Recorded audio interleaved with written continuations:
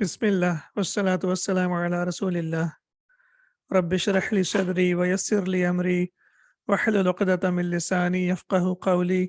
Rabbi yassir wa la tu'assir wa tammim bil khair. Iqra al mithala thumma hawwil and then we have hawwil, and when we connect it with kasra, hawwil al jumal al atiyata mithlahu. Now read the example, then make the sentences on the same pattern. مثال, the example. الطالب ذهب إلى المطعم. The student went to the restaurant. And then we have الطلاب ذهبوا إلى المطعم, and the students went to the restaurant. So what do we have to basically notice over here? We know that it's a nominal sentence. It's jumlatun ismiyatun because it starts with the noun. So at-talibu is the subject. So where is the predicate then? Dhahaba ila al-mat'ami. So we know that subject and predicate are equal in number and gender. So at-talibu is one. And what about dhahaba? It's a verb. So can a verbal sentence or can a verb be a predicate? Can it be a khabar? And the answer is yes. The predicate can be a verbal sentence or it can be a verb itself. So when we say dhahaba, the translation will be he went. Dhahaba, he went. And please remember, we have mentioned earlier that every verb in Arabic language has an inbuilt doer or has an inbuilt pronoun inside it. So when we say dhahaba, basically we have inbuilt pronoun inside it, which is huwa. Huwa dhahaba. So the grammarians, they say that at-talibu is the subject and huwa is the predicate. What is the predicate? Huwa is the predicate. So now we can see that the subject and the predicate are equal in number and gender. At-talibu is masculine and huwa is masculine, and similarly at-talibu is singular and huwa is also singular. At-talibu dhahaba ila al-mat'ami. And when we have here at-tullabu, now the subject is plural, right? So when the subject is plural, then the predicate has to be plural as well, right? So dhahabu means they went, meaning hum dhahabu, they went. So here the inbuilt pronoun that we have inside it is hum. So at-tulabu will be the subject and hum will be the predicate. So two things that we have to notice over here. Number one, subject and predicate must be equal in number and gender. And number two, we have to make sure that if the subject is plural, then the predicate, if it's a verb, it has to be plural. For example, dhahabu is used for the plural and dhahaba is used for the singular. So that's the thing that we have to notice over here. And we know that in this lesson, we are learning about the plural only. So that's why we have to focus on the plural only. And the plural is dhahabu, they went. At-tullabu dhahabu ila al-mat'ami, the students went to the restaurant. Okay, so it's very simple. We have at-talibu is subject and dhahaba is predicate. How dhahaba is predicate? Dhahaba is predicate because it has an inbuilt pronoun inside it, and that inbuilt pronoun is huwa. When we say dhahaba, the translation will be he went. In English, the translation will be he went. Okay. Now in English, we can see that we have he, the pronoun he is there. We can see it. But in Arabic, we can't see it. And that's why we say that the pronoun inside it is hidden, and that is huwa.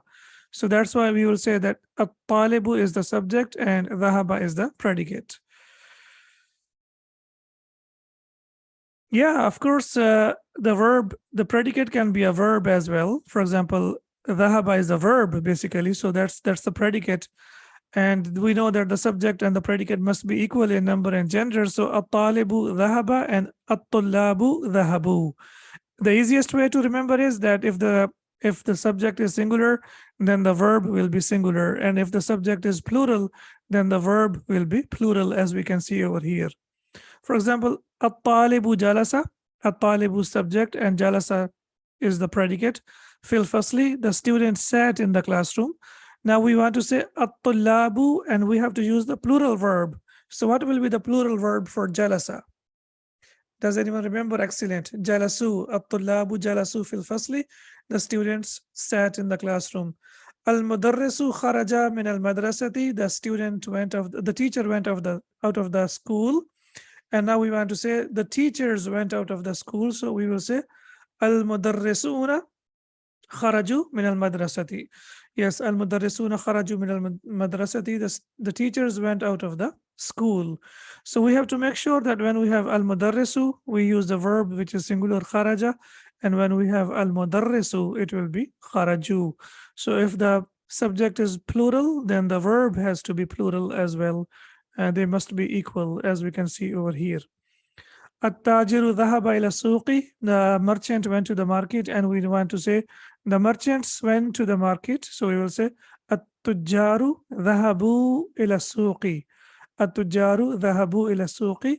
The merchants went to the market. And we have noticed over here that when we say dhahabu, after waw, there is an additional alif. So always, whenever we say dhahabu jalasu kharaju, whenever there is a plural, there will be an additional alif, as we can see over here. And this is for the third person masculine. For the third person masculine, there will always be an extra alif in the end as well. So we can see jalasu, kharaju, and dhahabu. They all have an extra alif. Iqra, waktub, read and write. So it's a very simple exercise. We have to only read and write. The reading part, I will help you, and the writing part, inshallah, you will do it by yourselves. At-tullabu fil fasli. The students are in the classroom. So it's a very simple nominal sentence. At-tullabu is the subject and fil fasli is predicate. Man ha'ula'i al-uladu. So here now we say that ha'ula'i al-uladu. We will say that this is a subject and man is the predicate. Or vice versa, man can be subject as well. So we have man ha'ula'i al-uladu. Who are these boys? Ahum abna'uka. Are they your sons? La hum abna'u akhi. No, they are the sons of my brother. And we can see that abna'u akhi is mubtada'in. Sorry, it is what do we say? Mudaf and mudaf ilayh. Abna'u akhi, the brothers of the sons of my brother. Man ha'ula innasu. Who are these people?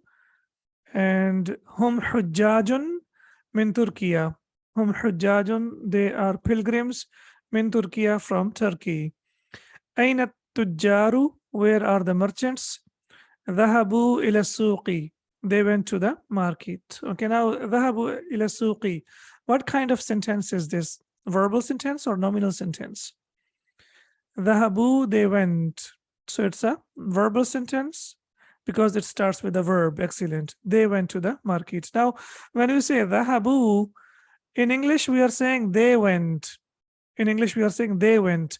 So where do we get they from? They went. So they is inbuilt.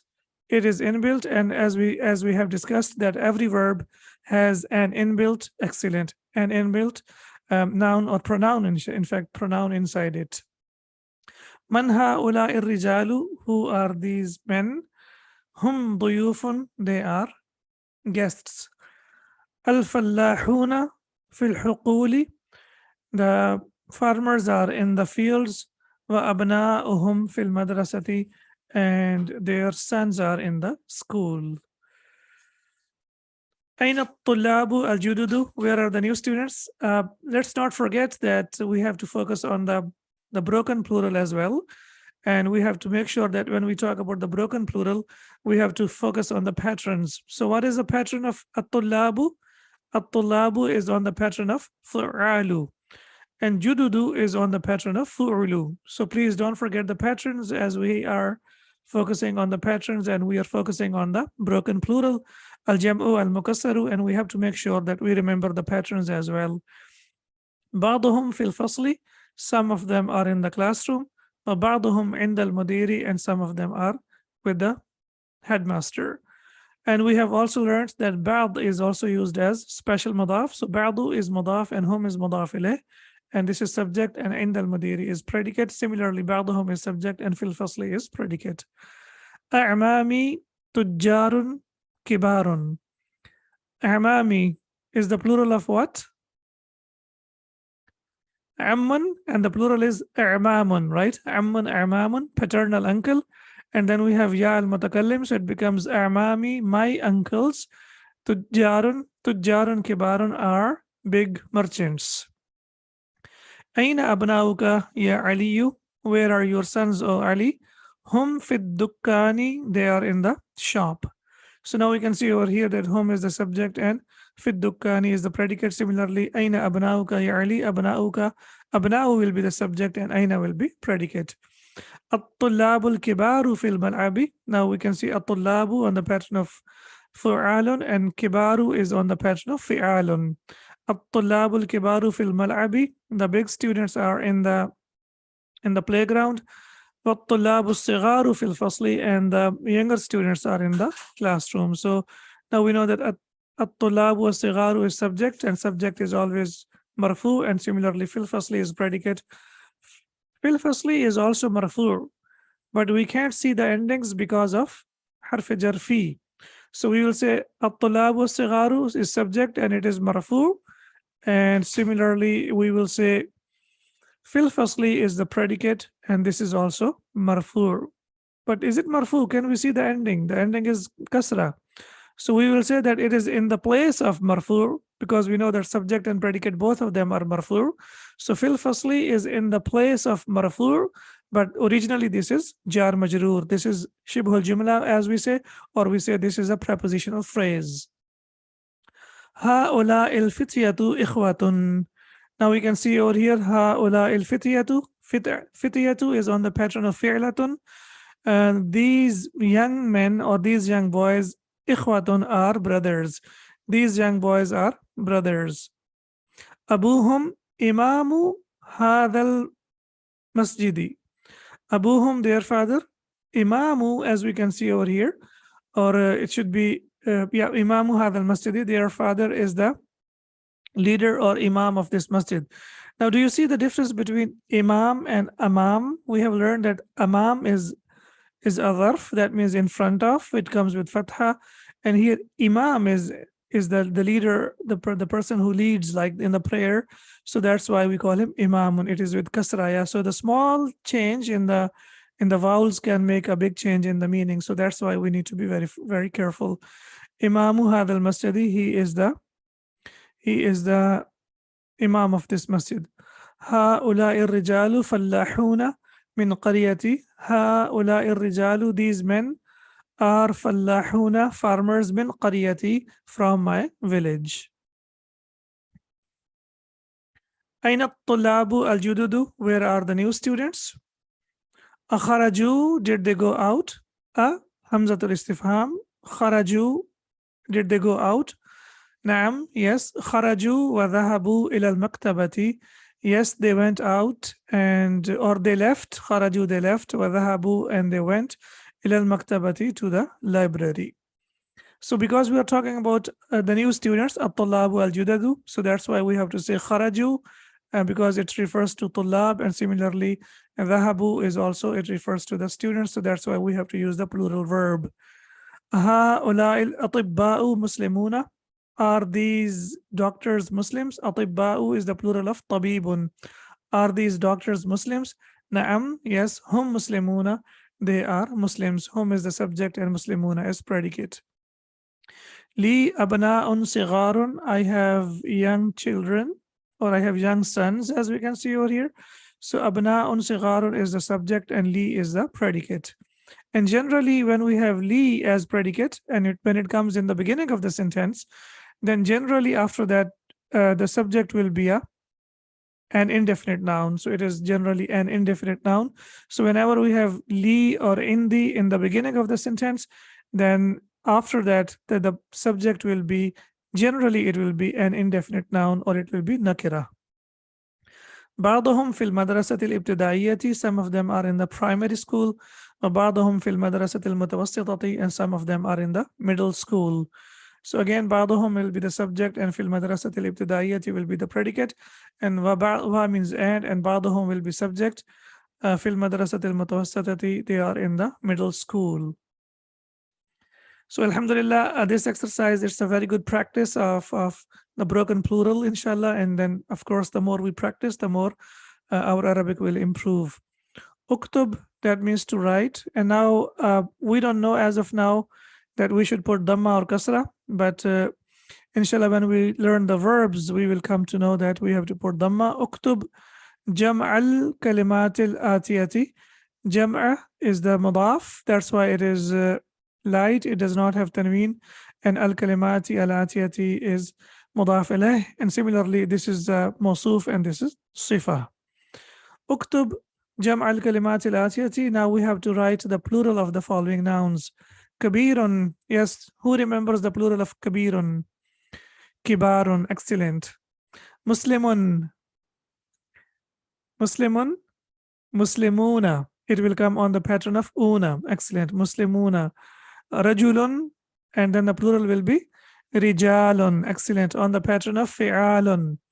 Ibnun. And the plural will be abna'un. Excellent. On the pattern of af'alun. Abna'un. Daifun. Okay, I will give you a hint. Daifun, the plural is on the pattern of fu'ulun. So daifun will be duyufun. Duyufun. Excellent. Fu'ulun. Fatan, a young man, and or a young boy, and the plural is on the pattern of fi'latun. Fi'latun. So it will be fityatun. Fityatun. Fi'latun. Fityatun. Hajjun, the plural is on the pattern of fu'alun. Please give me the pattern on the plural on the pattern of fu'alun. It will be hujjajun. Akhun, and then the plural is, yes, who remembers? It has two plurals, ikhwatun wa ikhwanun. Excellent, two plurals, ikhwatun wa ikhwanun. Ikhwatun, when we say ikhwatun, that means from 3 to 10. Ikhwatun means from 3 to 10. And if we have more than 10, then we use ikhwanun. More than 10, it will be ikhwanun. And inshallah, when we learn the numbers, then we will learn more about it. But as of now, we need to know that ikhwatun is used for numbers from 3 to 10, and ikhwanun is used for numbers that are more than 10. Then we have saghirun, and the plural is sigharun. Ahsantum, ahsantum. Tawilun, and the plural will be Tiwalun. Tawilun, tiwalun. Excellent. Ghaniyun. Yes, something special about ghaniyun. It is on the pattern of af'ila'u. Af'ila'u. So it will be aghniya'u. Aghniya'u. And we know that this pattern is mamnu min as-sarf. That's why it will not accept tanween. Faqirun, it's on the pattern of fu'ala'u. Fu'ala'u. Yes, please give me the pattern of the plural of faqirun. It will be fuqara'u. Fuqara'u. Again, excellent. And we know that this is also mamnu min as-sarf. So this one also does not accept tanween.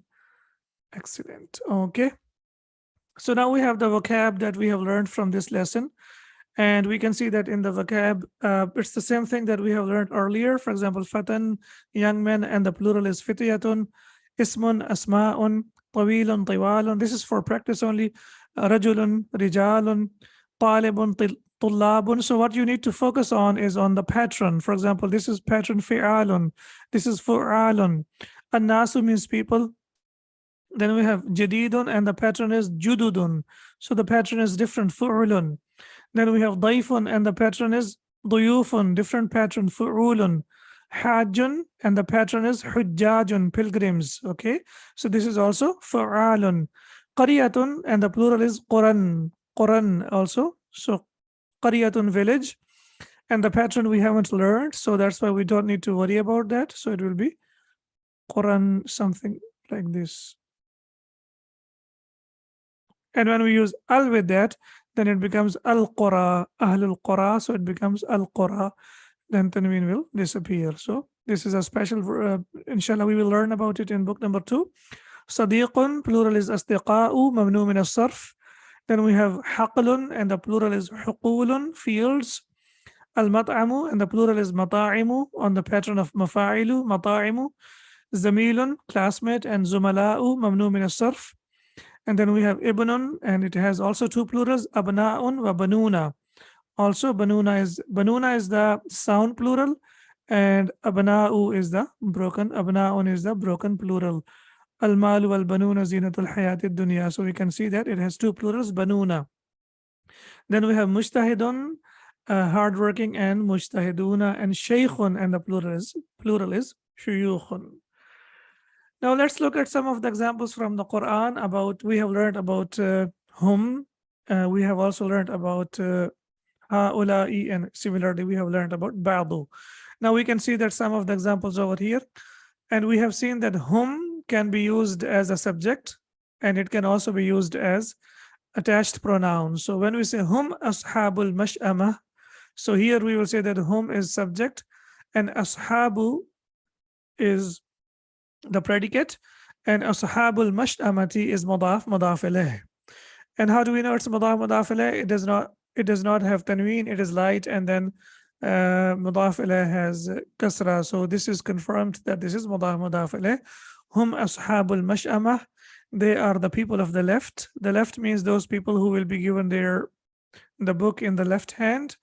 We ask Allah subhanahu wa ta'ala to not to make us among them. So hum ashabul mash'amah, the people who will be given their book in the left hand. Then we have thumma inna alayna hisabahum. Hisabahum. Now we can see here that it is used as, hum is used as what?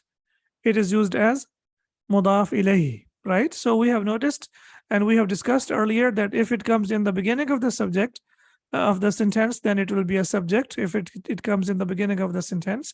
And if it comes after a noun, then it will be used as mudaf ilayh. So we can see over here, thumma inna alayna hisabahum. Then indeed upon us, and as we can see that us is hum, so it is used in the place of object, as we can see here in their account. Sirat alladhina an'amta alayhim. We have also seen that hum can also come after the preposition. And do you remember the rule we learned about who? We have seen that who, if it has kasra before it, like be, so it becomes bihi. And similarly, who, if it has ya sakin before it, for example, we have alayhi, so alayhu, so it becomes alayhi. And the same rule will apply over here with hum. When there is ya sakin before it, it will change into kasra, alayhim. So it was originally alayhum. And because of there is ya sakin before it, it has changed into kasra, so it has become alayhim. Sirat alladhina an'amta alayhim, the path of those whom you have blessed. And similarly, we have alladhi at'amahum min ju'. Now we can see here that at'ama is the verb, and here it is used after the verb. So what I needed to tell you, that when it comes in the beginning of the sentence, it will be, or the verse of the Quran, it will be subject. And when it comes after a noun, it will be mudaf ilayh. When it comes after the preposition, it will be majroor. And when it comes after the verb, it will be the object of the verb. Alladhi at'amahum min ju'. And you might be thinking here that how do we know if it's a verb? So inshallah, as of now, from the translation, we can see who fed them against hunger. That's because of ya sakin. Please remember that whenever who and whom, whenever they have kasra right before them, that's number one. And number two, when they have ya sakin before them, then they will accept kasra, as we can see over here. So alayhim, because we have ya sakin, that's why it has changed into kasra. Then we have the plural of hada and ha'ulai, and we know that for both hada and ha'ulai, the plural for hada and hadhihi, the plural is what? Ha'ulai.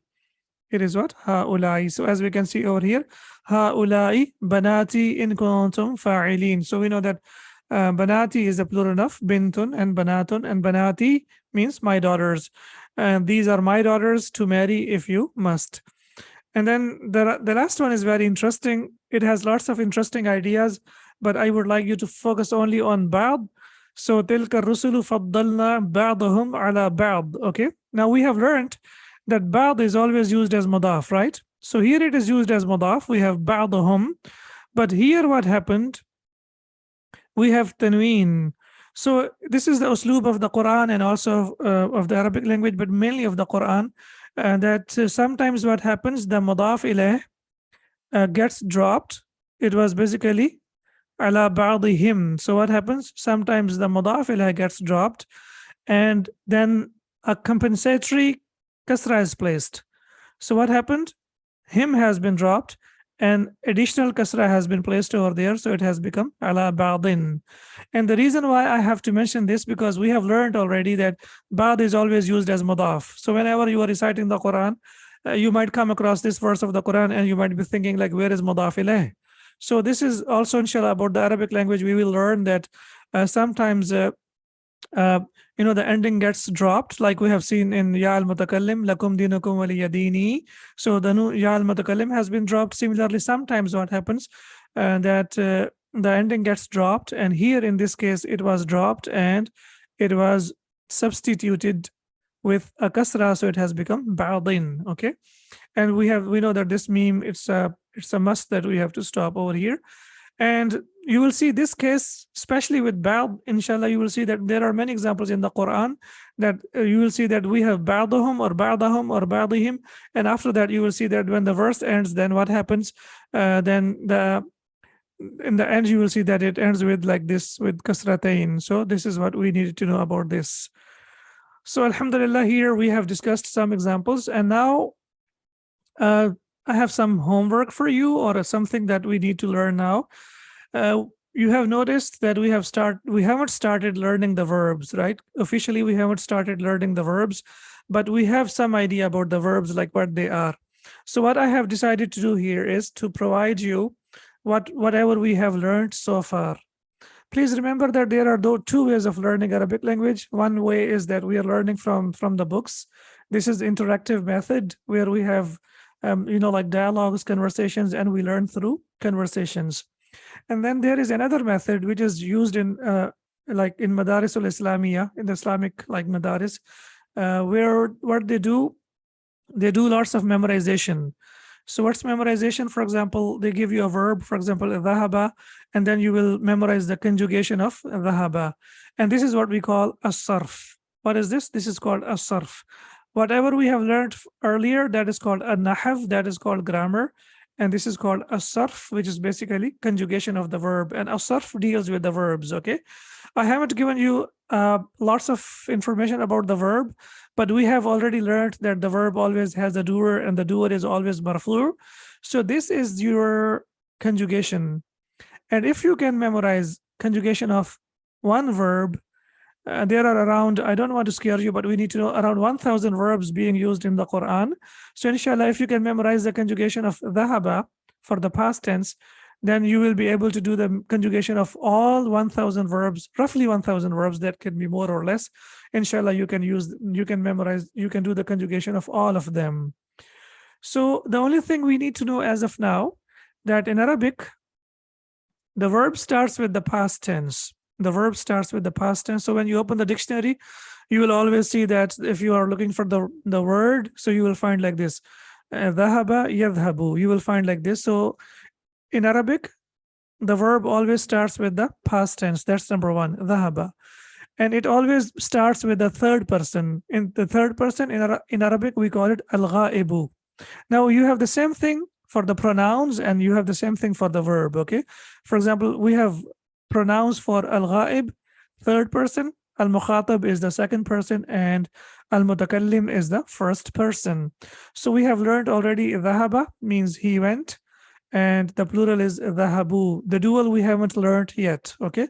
Dhahaba, dhahabu. Now what you have to do, we have learned jalasa, so you have to complete the conjugation of jalasu, jalasa. And similarly, we have learned kharaja, so you have to also complete the conjugation here, not the whole conjugation. You have to complete whatever we have learned over here. So we have learned dhahaba and dhahabu. Similarly, we have learned dhahabat, she went, and inshallah, the next part of the lesson, we will learn the plural of dhahabat. And dhahabta, we have learned that means you went, and dhahabti, we have also learned that means you went. Dhahabta is for the masculine, and dhahabti is for the feminine. And we have also learned dhahabtu, we went, and it is used, I went, and it is used for both the masculine and both masculine and feminine, I mean feminine. So it will be dhahabtu. So inshallah, once we complete this table, and by the end of this lesson, most of it, or by the end of next lesson, hopefully most of this will be completed. So once it is completed, inshallah, then based on this pattern, you can memorize all the verbs. And I have a secret code over here, number 1 and number 4.